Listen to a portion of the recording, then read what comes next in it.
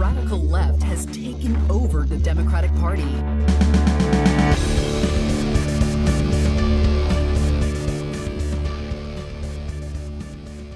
Hello and welcome to Think Progressively, covering politics and all the other chaos life has to offer. This is episode 64, recorded on Friday, June 24th from Milwaukee. I'm Joe. And I'm Jason. And on today's episode, we're doing part 2 of the 13th Amendment and mass incarceration. But first, we're recording this a little bit early because we had some issues. Yeah, it's not recorded on Friday, June 24th. Well, then why did you tell me to say? You're making me a liar. Oh, I hate you. You're such a... Whatever, shut up. I hate all you people. There's no headlines because we had some scheduling conflicts, so we're gonna go right into the main segment. We'll see you there. Transition. That was really a productive segment, wasn't it? It's hard to get any word in with this clown. So last week we talked about the 13th Amendment and did slavery actually end at the 13th Amendment? I think we came to a pretty consistent, of course it did. Not. Yes. But we had so much to talk about that we had to do a part 2 to this because we got to talk about more. It keeps going. As much as I hate to admit it, it just keeps going and going and going. It's like a terrible rabbit hole that you can get yourself sucked into. Yeah, it's called American history. So for reference, a lot of this information is actually based on 2 key sources of information, which I highly, highly, highly recommend you check out. The first is the book, The New Jim Crow by Michelle Alexander. Fantastic book. It has so much good, well, it's actually very terrible information to learn, but it's incredibly worthwhile to read. And also the recent documentary, The 13th.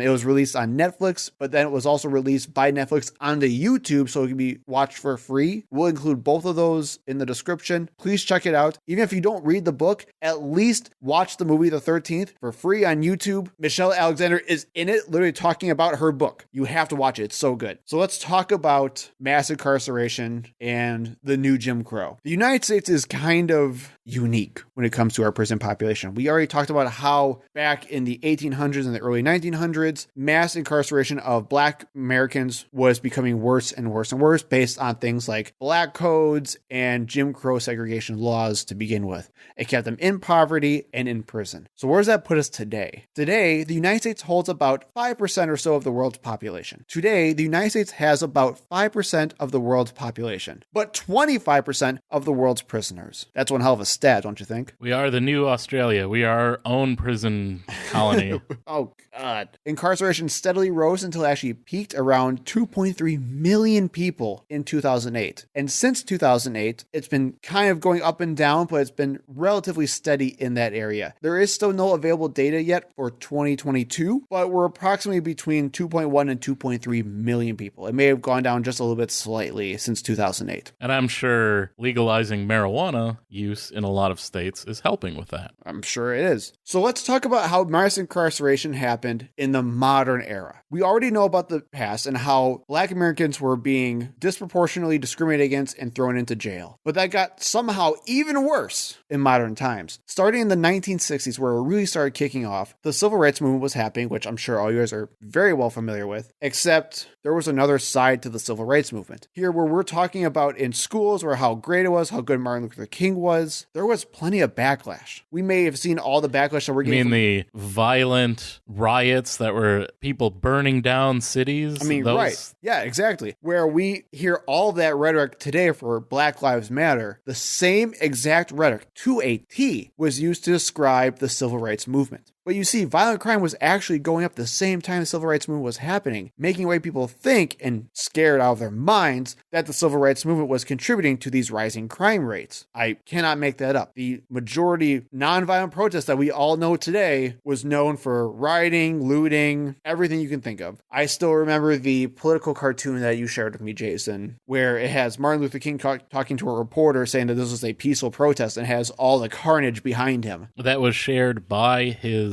daughter, I believe, online. And yes, it's the same thing that you hear today was being used during the 60s, during the civil rights movement. That, these are just people looting and burning down cities. They don't want equal treatment. They just want to destroy things. Yep. And this birthed law and order politics. Because among those white people who were scared out of their minds were super racist white politicians. Because, of course, right? Now, we briefly talked about this in previous episodes, but this was also taking place during the late 1960s and early 70s, where you had the Barry Goldwaters and the Richard Nixons of the world doing what was now known as the Southern Strategy, where they intentionally tried to criminalize and villainize people of color to gain racist Southern voters. And that's exactly what they did. It wasn't necessarily Nixon's idea for all this stuff, but it was heavily popularized by him when he was running for president and when he became president. His supposed war on crime was in direct response to the outcome and consequences of the civil rights movement. And this is where we get that flip of policy between the Republicans and the Democrats. Yes, exactly. Where Democrats were supporting racist policy, racist laws previous to that time, and the Republicans were generally the more liberal Northern party. And as Joe said, in order to court, because they needed that Southern vote in the growing population of the South at the time, in order to gain that vote, the Republicans targeted those voters. And of course, in response, the Democrats did the opposite, where they courted the mostly Northern and Southern black voters, where they adopted policies like the Civil Rights Bill. And the identity of the Republican and Democratic Party essentially flipped. And that's why you will get racists today saying, well, the Democrats are the party of the KKK. They're the party of enslavement. And the Republicans are the party of Lincoln. Well, yes, technically that's true. But those same policies that the Democrats were promoting during the time of the inception of the KKK and during the period of slavery, they were the conservatives. And the Republicans were the liberals pushing for equal rights. So I don't care what the names of the parties are. I only care about what the policies were. Right. I mean, I'm sure, Jason, you and I would probably be Republicans today if they had the platforms that Democrats have. Yes, that's I don't care whatever you want to call it. I mean, I care about the party that is pushing a more progressive agenda. And I don't care if that was the libertarians or the Martians or whoever. That's not important to me. And the thing is, the people pushing this nonsense, they know it too. But they know that if you're not really paying attention, if you don't really know the history, or maybe you're just willing to ignore it, that it sounds right. Yeah. Right. I mean, because that's where you still hear it by people like Charlie Kirk and Candace Owens still today. The Democrats are the real racists.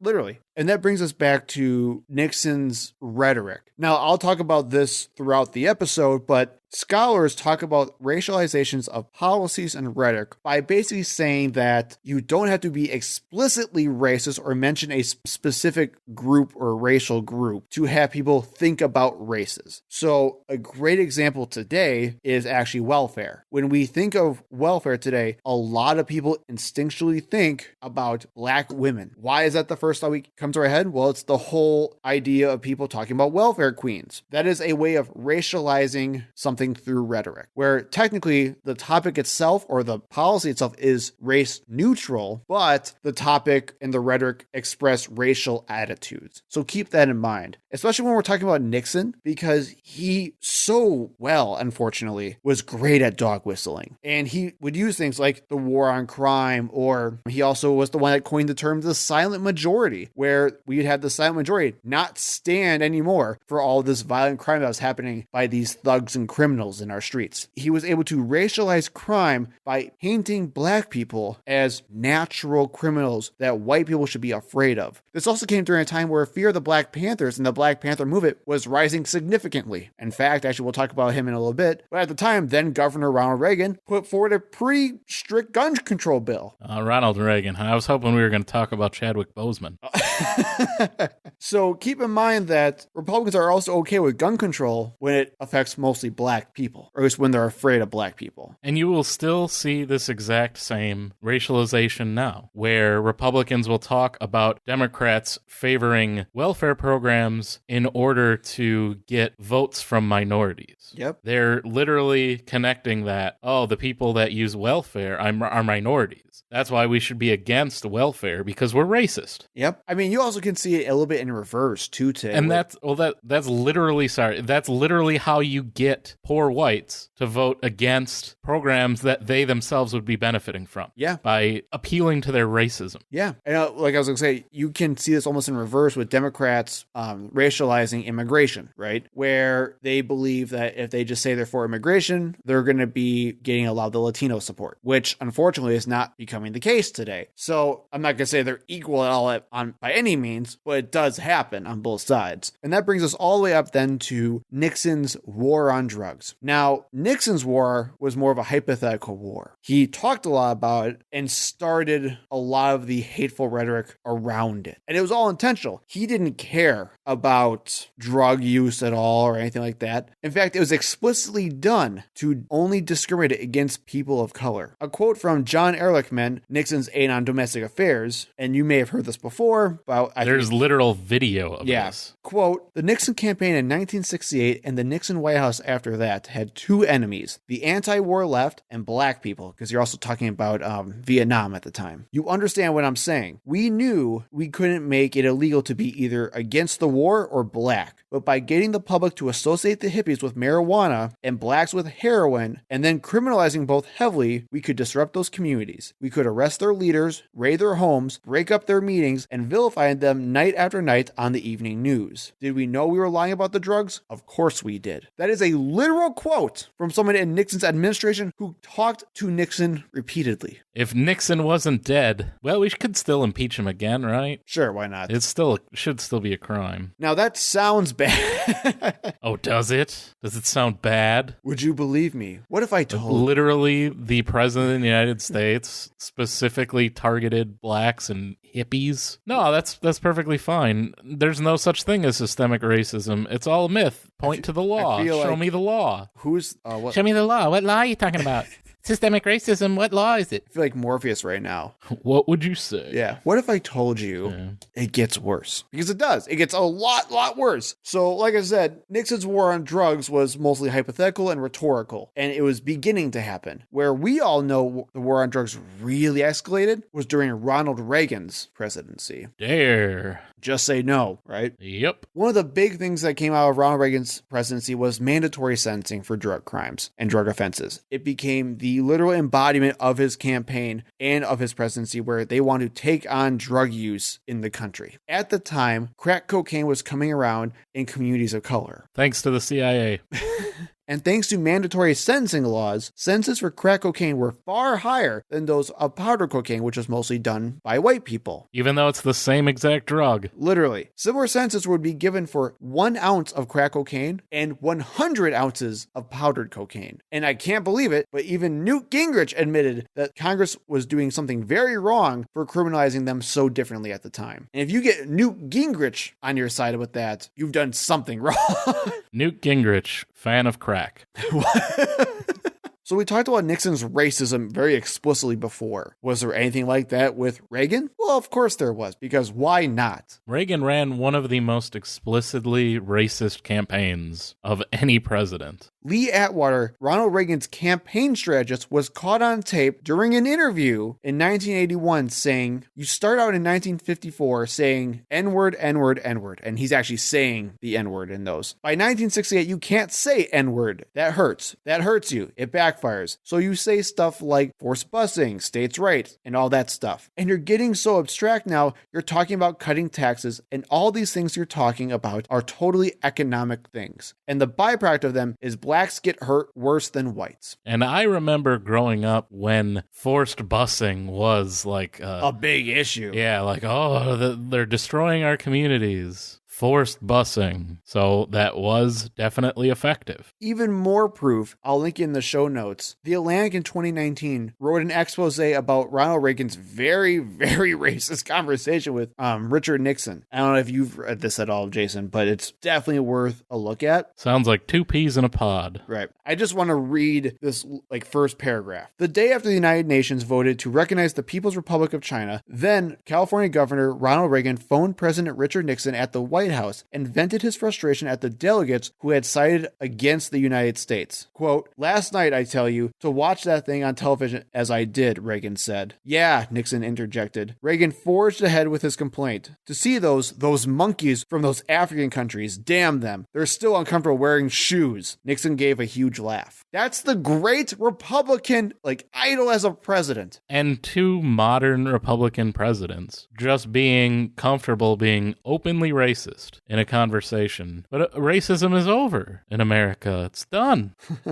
So I highly recommend reading that. It's a long article because, of course, it's The Atlantic, but it's very revealing. But, of course, it didn't end with Reagan. This continued through George H.W. Bush and the Clinton eras. I'm going to go back to racializing violent crime. The term super predators became a widely known term. The term Wilden became feared in white populations in white cities, afraid that black people were going to just rampage throughout the night and that they were going to get attacked. You may have heard of things like the Central Park Five, where 5 boys were basically convicted unlawfully, to say the least, and illegally for raping a white woman. Donald Trump advocated for their execution. And took out a full-page ad to say so. And didn't Joe Biden coin that super predators thing? That was the Clintons. I don't know if it was Biden. I thought it was in the crime bill. Yeah, Biden 1993 speech pushing crime bill warned of predators in our streets who were beyond the pale. Great. And while we know that both parties are not the same by any means, we're going to call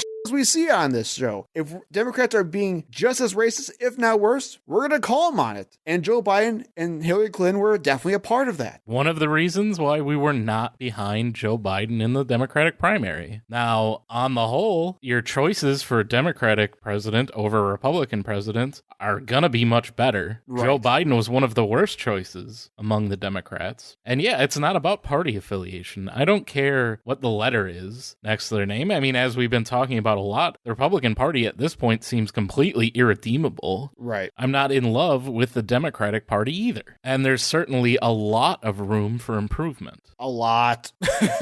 Oh my God, a lot. So keep that in mind as we're talking about this issue, is that there were still plenty of issues with Democrats as well. But one defining moment that really took place was the Bush versus Dukakis election. And this is George H.W. Bush. Or George Bush Sr. Or George Bush Sr. Even though it's not a junior senior. Yeah. Whatever. You get it. Early in the campaign, Dukakis was actually leading and was slated to win by several polls. But then Bush changed his campaign strategy and released the now infamous Willie Horton ad. I actually studied the Willie Horton ad in my graduate program and talked about how this ad was so good at, again, racializing crime. For those of you who don't know, Willie Horton was someone who was convicted of a violent crime, and the whole topic of that time, or the debate at that time, was should criminals be allowed freedom on weekends through a special program? And Dukakis was in favor of that bill. Well, Willie Horton got out of jail, I think killed 1 or 2 other people, and then got sentenced again. And George W. Bush put out this ad talking about Dukakis, just put a mugshot of him up there, and basically said that should we let criminals like this out and,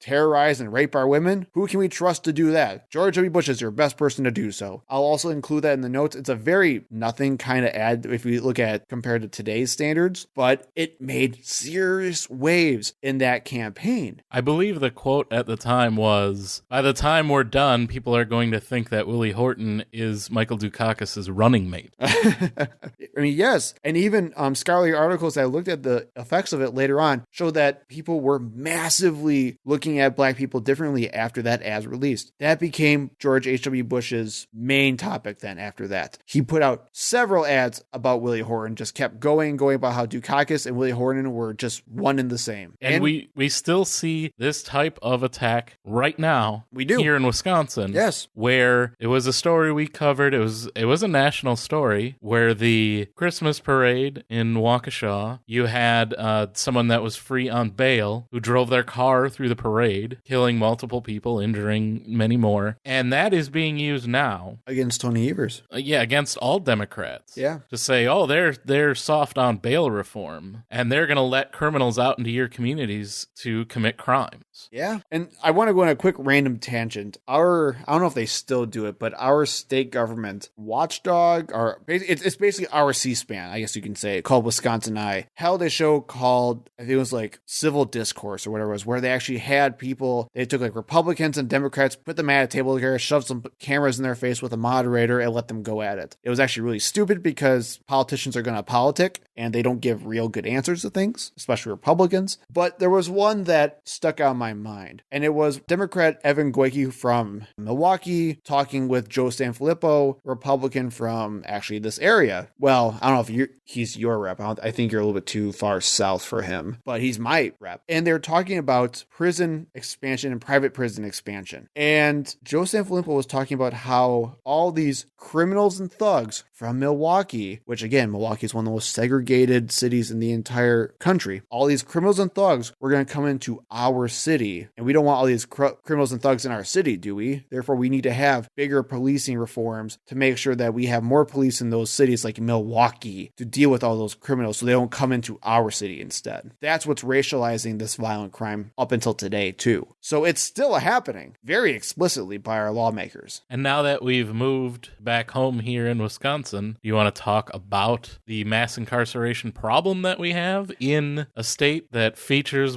the most, at least that recently, the most segregated city in the country? I do. I really, really do. A 2013 study by John, I'm going to get this wrong, Pawasarat,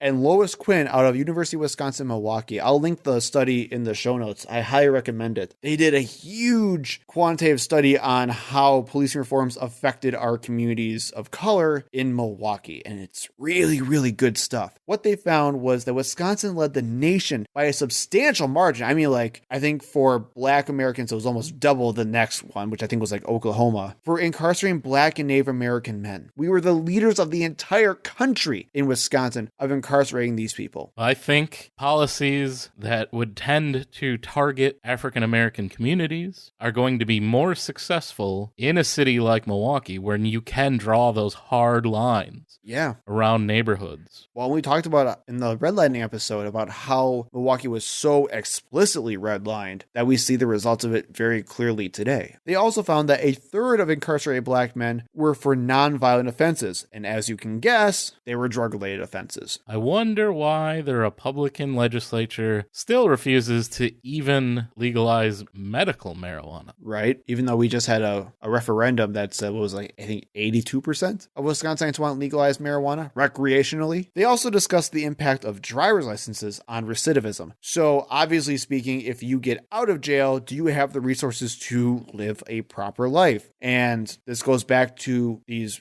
almost ridiculous black codes back in the first episode that we talked about. When the prison system is set up specifically to accrue all of these fines that you can't pay. So they found that only 10% of Black men with an incarceration record in Milwaukee had a valid driver's license. And that's because who hands out driver's licenses? The government. Who do you owe money to after you get out of jail? The government. The government will not issue you a driver's license until all of your debts are paid. And that's why this matters so much. It's because... how can you get a job without a driver's license? Right. How do you fix these communities if people can't get jobs? And you're only going to be able to get a job without a driver's license in your community, your local community, your impoverished, most segregated city in the United States. You can't go get a job in a suburb because you don't have a car. Yep. That's keeping you in poverty, the same as we were back in the 1860s. And keep in mind, this study was done in 2013. The amount of people in Milwaukee, especially people of color in Milwaukee, who do not have driver's licenses and still drive is significant. It still happens all the time. It is a common thing that happens. I even talked to police officers that said, oh yeah, people drive without license all the time here. It's a thing they do. So when you have people who come out of prison and they talk about they want to find a job for work, some people will risk going back to jail for driving illegally to keep a job. Which is insane. Only logical, honestly. Without a job, you're going to end up going back to prison if you're on parole anyway. Because you can't be out on parole without having a job. Sounds kind of similar to those vagrant vagrancy laws, doesn't it? Mm-hmm. And I think one of the most critical things that I found in that study, in their findings, they called zip code 53206. Fun fact, it's actually the home zip code of now Lieutenant Governor Mandela Barnes. Quote, ground zero for black mass incarceration. Milwaukee is home for black mass incarceration. So this idea that Wisconsin is a northern state, we're better than all these terrible southern states who are horrible and explicitly racist, is not true. We are one of the worst offenders of blocking up black and brown Americans. We are taking away their rights. We are destroying their lives, destroying their communities. And we're seeing non-violent crimes, and we're making it so that they keep going back to prison so that the problem never gets solved. And then on top of that, you have suburban, exurban, and rural politicians who are vast majority white. In fact,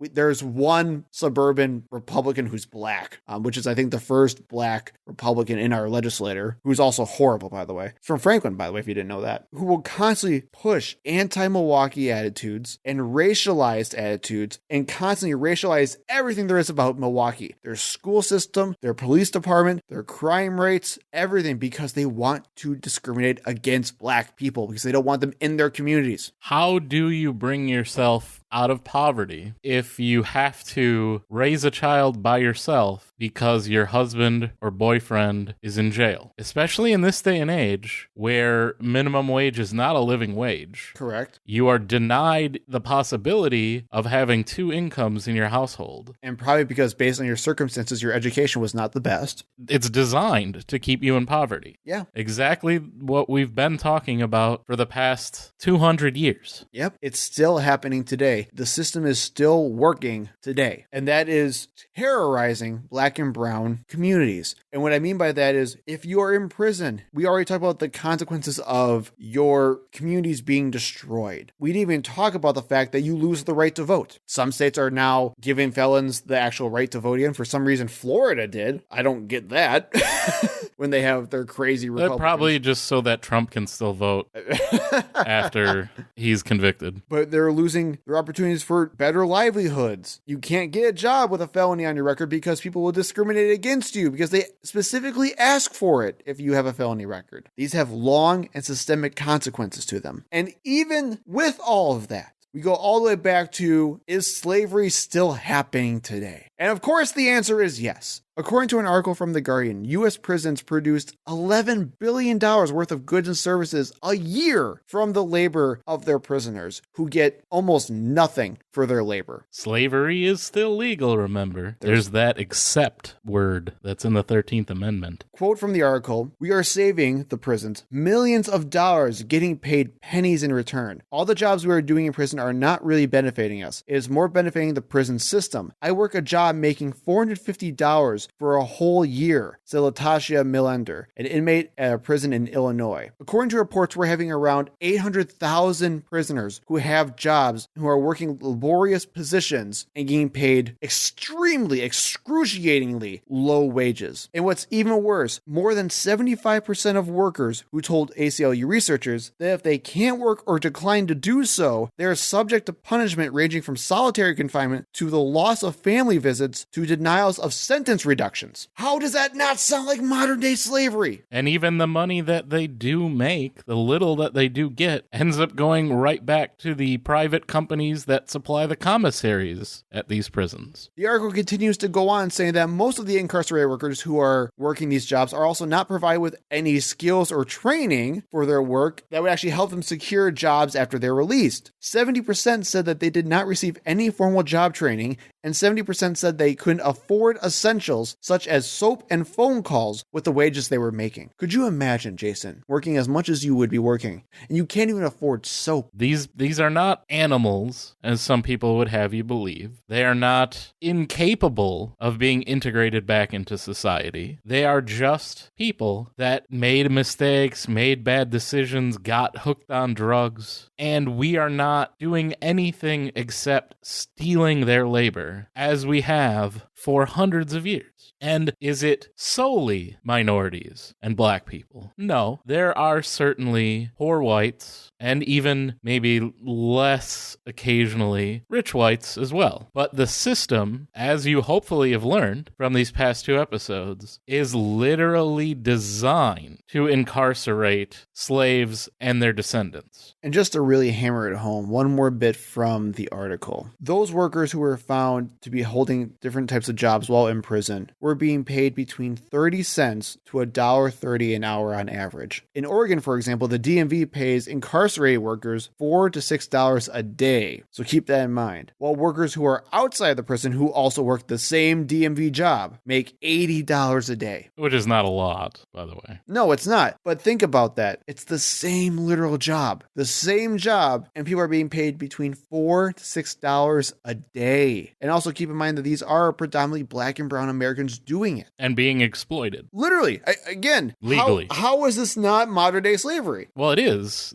The amendment said, except when you're convicted of a crime, then you can still be enslaved legally by our government. So this is why, if you're not angry enough, I can't believe if you're not, this is why we talk about this. This is why we have the outrage we do when it comes to bans on things like critical race theory and the stuff like this not being able to be taught in public schools. And I do want to speak to that, right? Because the big complaint and the reason why we're banning teaching this subject and these facts of American history is because it makes white children feel sad and bad about being white when they hear it, according to their parents and Ron DeSantis. So, if you listen to this podcast and you learned some things that you didn't know previously, should you feel sad? Should you feel bad? Should you feel guilty over what was done by your ancestors and is still being done by your government?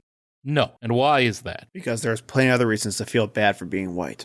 Well, the reason is because it doesn't help anyone. Every white person in the country feeling guilty will do as much good as the bipartisan gun bill that was proposed in the Senate. Don't feel guilty. No one cares if you feel guilty. No one cares if you feel bad about being white. Nope. And in fact, when you have the most hardcore, anti-racist, woke, whatever people you want to call, they don't ask black people to feel guilty either. No one wants white people to feel guilty for being white. That's kind of the whole point of what we're talking about here. Hell, even critical race theory explicitly says you shouldn't feel guilty for being white. What you should do and what you should feel is that things need to change. And I was just going to say, don't feel guilty. Feel like you need to be involved. Feel like you have to get involved to do something about this. What you should feel is that we need to pay reparations as a country. It's a debt we owe. We need to stop exploitation of prison labor. We need to end the war on drugs and release those convicted for nonviolent drug offenses. Totally agree. We need to expunge marijuana-related offenses, legalize marijuana, and we need to pay reparations. That's not a debt owed by white people. It's not a debt owed by slave masters. It's a debt owed by the United States of America. And that will actually do some good. And we need to change the policies in this country to get rid of the system that was designed to impoverish and incarcerate freed slaves and their descendants. I can't believe I'm going to cite this in this thing. I recently went to a diversity training that, most are usually absolutely terrible, right? Even though I fully agree with everything they're saying, I think they're still absolutely terrible, is how they're conducted. And one thing they talked about was inclusion versus belonging. And they said, we have our system in place now that doesn't either include people or help people belong. Okay, fine. Then we try to diversify the people who are there. We get what's called inclusion. Again, this is just what they're saying. And the idea is the system still stays the same, but you get more diverse faces on there. The one who led the training, who was a black woman, said that she was part of a ton of different boards on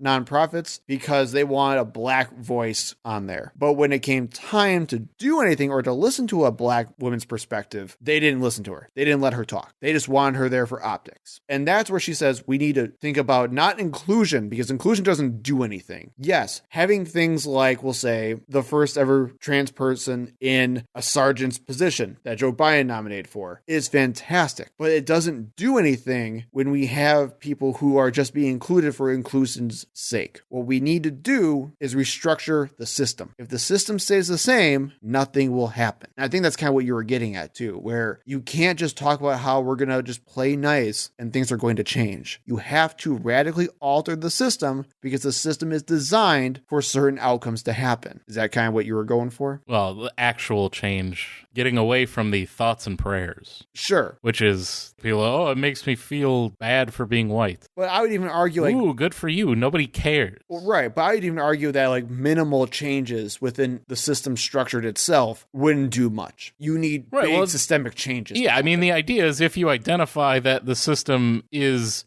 racist in its structure, in the way it was built, which I don't think you could possibly deny if you... After hearing this.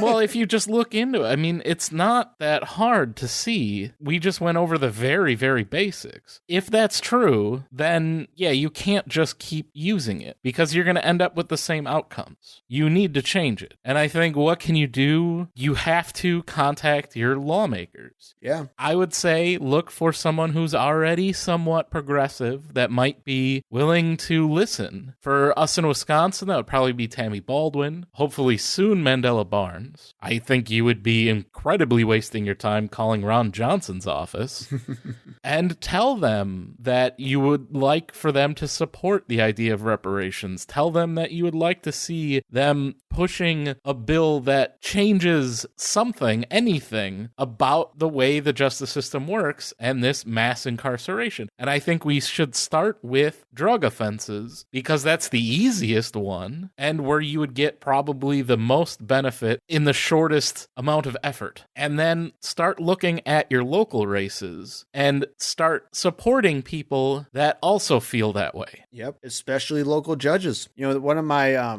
friends who's a lawyer and an elected official is sick of seeing so many prosecutors becoming elected judges. That was one of the reasons why we were so happy to see the latest Supreme Court nomination. I agree. Someone who was a public defender. Yep, we need more people like that. So let me ask you this then, Jason. Do you think we're on the right path? Who do you mean by we? As a country. No. As we talked about, nothing's really changed. You're still seeing ads right now here in Wisconsin pushing for stiffer bail requirements. That literally, logically, only penalizes the poor and keeps them in prison. That's not a change. That's not going in the right direction. You see this constant push even by Democrats to be law and order. Joe Biden is the biggest example where he talks about, I don't want to defund the police. I'm going to fund them more. That's not going to fix anything. That's not moving in the right direction at all. The only thing that we're somewhat moving in the right direction on is marijuana legalization, but even that seems to be stalling out. Yes, and a ridiculously difficult fight. I mean, we need to elect leaders that were going to do this. You kind of talked about before. Yes. And the only way we're going to do that is you actually get involved. I mean, we're literally passing laws that say we can't even talk about what we just talked about. Mm-hmm. So are we moving in the right direction? Hell no. Well, then we got some work to do. We do. And that's, again, what you should be feeling right now, white people. Yeah. And I speak for you as your representative. Because we are,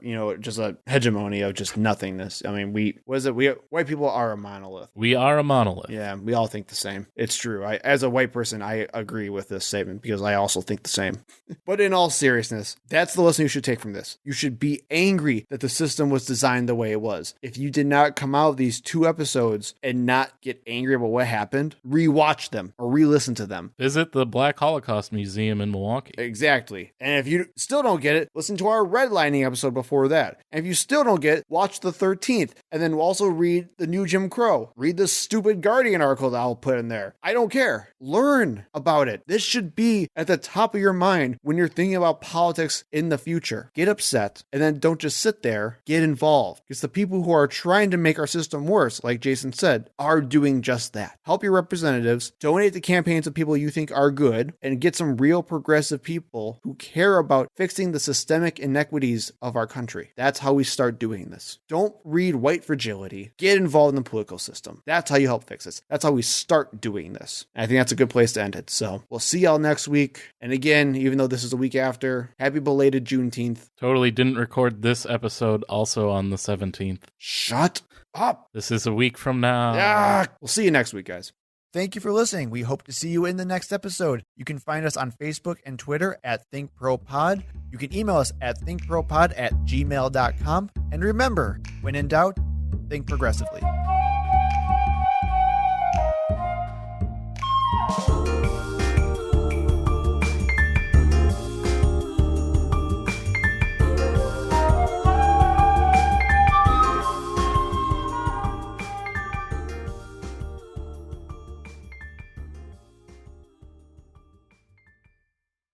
Hello and welcome to Think Progressively, covering politics and all the other life chaos has to offer. Yep. Yeah, not the first time. Nope, won't be the last either. Hello and welcome to Think Progressively, covering life. Nope.